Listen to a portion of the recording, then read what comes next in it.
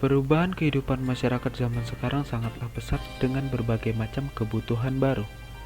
Bahkan, kebutuhan ini menjadi lebih penting daripada sesama manusia yang seharusnya menjadi perhatian utama sesama manusia.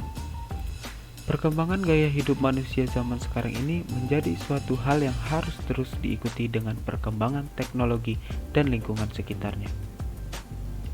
Perkembangan teknologi dan lingkungan membuat manusia menjadi berada di zona nyaman.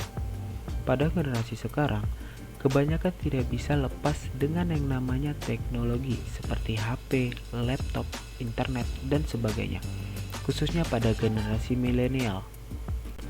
Membuat manusia menjadi lebih nyaman jika menggunakan teknologi saat ini ketimbang menggunakan teknologi yang lama. Teknologilah yang menjadi daya ukur yang banyak digunakan dalam berbagai macam bidang yang mengharuskan seseorang menggunakan teknologi. Perkembangan teknologi juga membuat perkembangan era digital di masyarakat berkembang pesat. Salah satu contohnya adalah munculnya revolusi 5.0. Society 5.0 adalah sesuatu konsep masyarakat yang berpusat pada manusia dengan berbasis teknologi modern, yang kedepannya diharapkan mampu memecahkan berbagai masalah yang sedang kita hadapi sekarang. Salah satu pengguna daya ukur ini yang banyak bersangkutan adalah seorang arsitek, yang mengharuskan dirinya mengikuti yang diinginkan oleh seorang klien untuk sebuah proyek. Seorang arsitek harus bisa memanfaatkan yang ada dan bisa membuat hasil karya yang memuaskan tidak hanya untuk klien, tetapi juga untuk mata umum. Pada video kali ini kami akan membahas tentang apa itu urbanisme dan tipologi, hubungan tipologi dengan urbanisme, dan juga hubungan antara urbanisme terhadap arsitektur.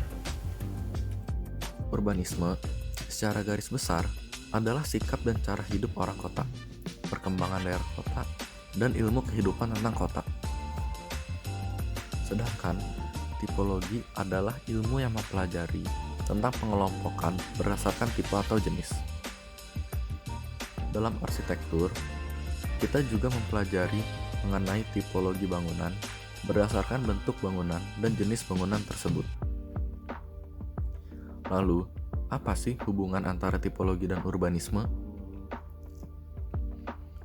Urbanisme dan tipologi bila dihubungkan akan membahas suatu materi yang berhubungan dengan sikap dan cara hidup masyarakat di dalam sebuah kota yang berkembang.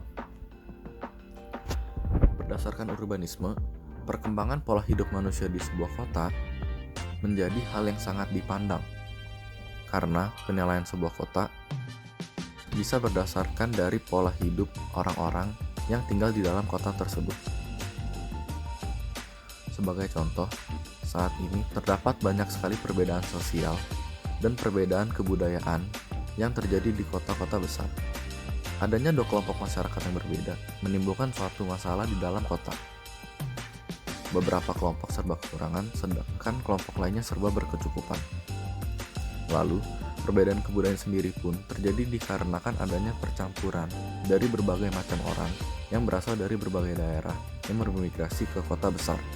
Lalu, apa hubungan tipologi urbanisme terhadap seorang arsitek? Hubungan seorang arsitek dengan tipologi urbanisme adalah bentuk dan fungsi bangunan yang didesain harus memenuhi kebutuhan pengguna bangunan tersebut. Fasilitas yang ada di bangunan harus bisa digunakan oleh semua orang. Yang dibangun tidak mengarah ke suatu kebudayaan yang sangat kental. Jika akan dibuat dengan sebuah kebudayaan yang sangat kental, maka fasilitas tersebut harus bisa digunakan oleh orang lain atau umum. Sebagai contoh kota Arnhem, Belanda yang membuat stasiun kereta yang besar dengan memanfaatkan lahan dan beroperasi juga sebagai gedung perkantoran juga area retail.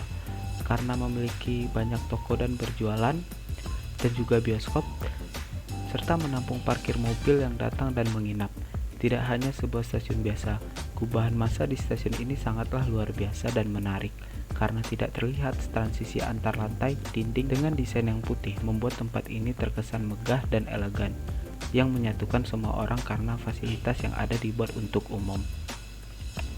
Di Jakarta juga ada tempat yang seperti Arnhem yang besar dan megah, dengan segala fasilitas lengkap, yaitu Bandar Udara Soekarno-Hatta Terminal 3 Ultimate.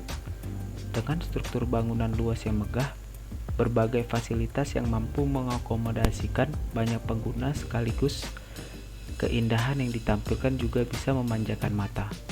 Semua fasilitas yang ada bisa digunakan oleh orang dari mana saja, baik nasional ataupun internasional.